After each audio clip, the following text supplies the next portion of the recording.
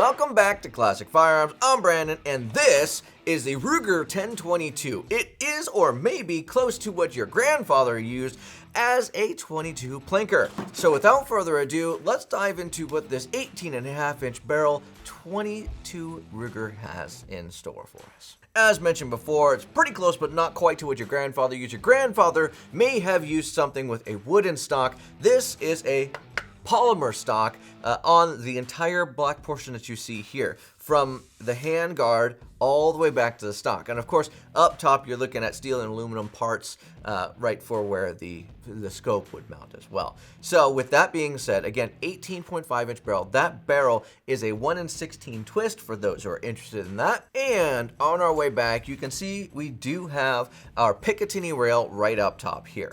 Now, it is a good-sized Picatinny rail, so your scope mounts should be able to fit on here nicely. It's also made out of metal, so you're not going to have to worry about any of that massive recoil from 22 moving that scope or messing up with your zero, even though that shouldn't happen anyway. Jokes aside, heading on down to the action.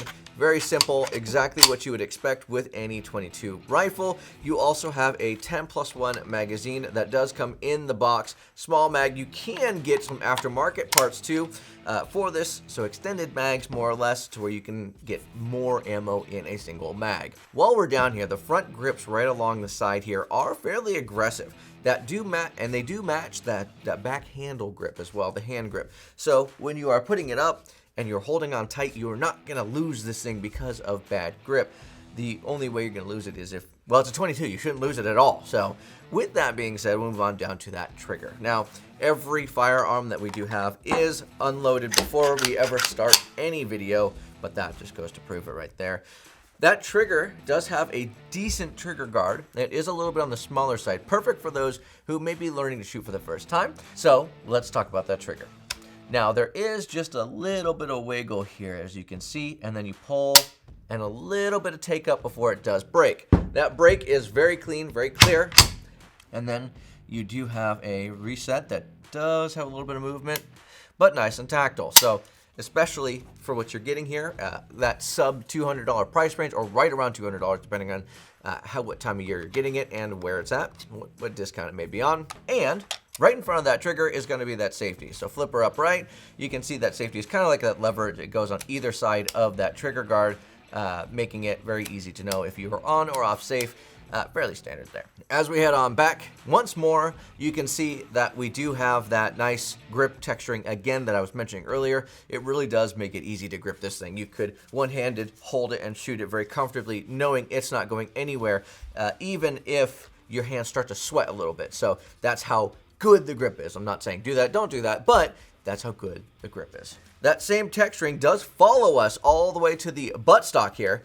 You can see on the back we do have nice little actually curvature on the shoulder there, which is significant compared to some, but it is very grippy along here as well. Now, it's not sharp, so it's not going to dig or scratch my shoulder as long as I'm wearing a shirt, but it will grip onto it nicely. No rubber, just a polymer there, but very grippy. Finally, we do have two sling points, one on the back right here and one on the front right in front of that barrel. Some might see a picture and think this is a sling point. That's actually a screw to hold this whole thing in place right here. Nope, it's right up front. With that being said, in review, in case you missed something, you have an 18.5-inch barrel and an overall length of 37 inches. A total weight of 4.4 pounds. That 1 in 16 right-hand twist rate, as I did mention earlier. A Picatinny rail up top, 10+1 magazine, and of course it is in polymer. Now, that is pretty much everything I have for the Ruger 1022, that traditional plinker that you should have on your short list if you're looking at getting into the 22 realm. You can't go wrong here. The only thing I might switch up about this is wooden furniture, but the polymer feels fantastic in the hand and it's very light, coming in at that 4.4 pounds. With that being said, if you have any experiences at all with the Ruger 1022, leave a review down below. We would love to see your comments. I will definitely see you there, and I might even comment back to you. But that's all I have for you today. God bless, stay safe. Now let's go shoot.